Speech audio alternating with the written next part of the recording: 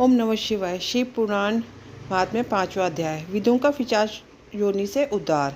सूत जी बोले, शौनक, एक दिन चंचुला आनंद में मग्न उमा देवी के पास गई और दोनों हाथ जोड़कर उनकी स्तुति करने लगी। चंचुला बोली, हे गिरिराज नंदिनी स्कंदमाता उमा, आप सभी मनुष्य और देवताओं द्वारा पूज्य तथा समस्त सुखों को देने वाली है। आप शंभु प्रिय हैं, आप ही सगुणा और निर्गुणा हैं। हे सच्चिदानंद स्वरूपिणी, आप ही प्रकृति की पोषक है। हे माता, आप ही संसार की सृष्टि पालन और संहार करने वाली हैं। आप ही ब्रह्मा विष्णु और महेश को उत्तम प्रतिष्ठा देने वाले में शक्ति हैं। सूत जी कहते, शौनक, सदति प्राप्त चंचुला इस प्रकार देवी की स्तुति कर शांत हो गई। उनकी आंखों में प्रेम के आंसू उमड़ गए। तब शंकर प्रिय भक्त वत्सला उमा देवी ने बड़े प्रेम से चंचुला को चुप कराते हुए कहा, सखी चंचुला, मैं तुम्हारी स्तुति से प्रसन्न हूँ, बोलो क्या वर मांगती हो।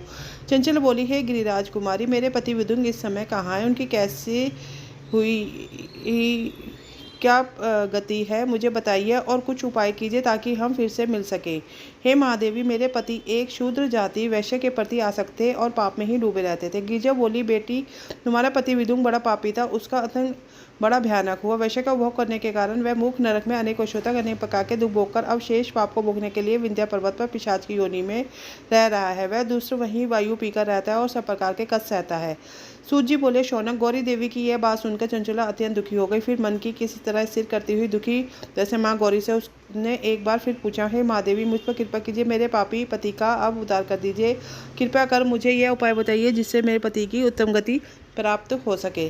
गौरी देवी ने कहा, यदि तुम्हारा पति विदुर शिव पुराण की पुण्यमयी उत्तम कथा सुने तो वह इस दुर्गति को पार करके उत्तम गति का भागी हो सकता है। अमृत के समान मधुर गौरी देवी का यह वचन सुनकर चंचुला ने दोनों हाथ जोड़कर मस्तक झुकाकर उन्हें बारंबार प्रणाम किया तथा प्रार्थना की, मेरे पति को शिव पुराण सुनाने की व्यथा कीजिए।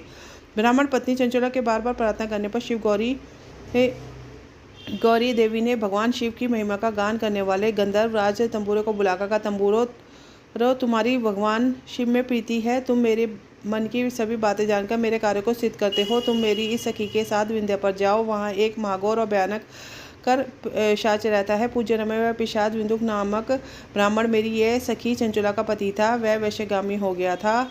उसे स्नान संध्या आदि नित्यक्रम छोड़कर पवित्र रहने लगा। क्रोध के कारण उसकी बुद्धि भ्रष्ट हो गई। दुर्जनों से उसकी मित्रता तथा सज्जनों से द्वेष बढ़ गया था।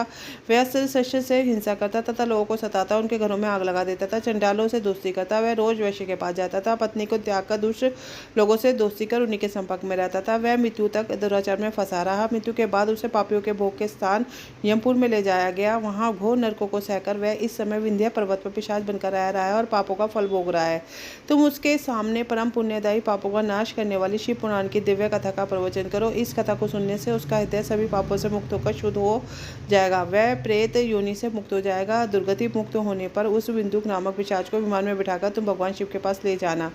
सूत जी कहते हैं, शौनक, माँ उमा का उपदेश पाकर गंधर्वराज तुम्बुरो प्रसन्नतापूर्वक अपने भाग्य की सराहना करते हुए चंचुला को साथ लेकर विमान से पिशाच के निवास स्थान पर विंध्या पर्वत गया। वहाँ पहुंचकर उसने उस विकराल आकृति वाले पिशाच को देखा। उसका शरीर विशाल था, उसकी ठोड़ी बड़ी थी। वह कभी हंसता, कभी रोता, कभी उछलता था। महाबली तंबूरों ने विदुर नामक पिशाच को पाशों से बांध लिया। उसके पश्चात तंबूरों ने शिव पुराण की कथा वाचने के लिए स्थान तलाश कर मंडप की रचना की। शीघ्र ही इस बात का पता लोगों को चल गया। एक पिशाच के उद्धार हेतु देवी पार्वती की आज्ञा से तंबूरों शिव पुराण की अमृत कथा सुनाने विंध्य पर्वत पर आया। उस कथा को सुनने के लोग में बहुत से देवर्षि वहां पहुंच गए। सभी को आदरपूर्वक स्थान दिया गया। पिशाच बिंदु को पाशों में बांधकर आसन पर बिठाया गया। तब तंबूरों ने उत्तम शिव पुराण की अमृत कथा का गान शुरू किया। उसने पहली विदेशों संहिता से लेकर 7वीं वायु संहिता तक शिव पुराण की कथा का स्पष्ट वर्णन किया।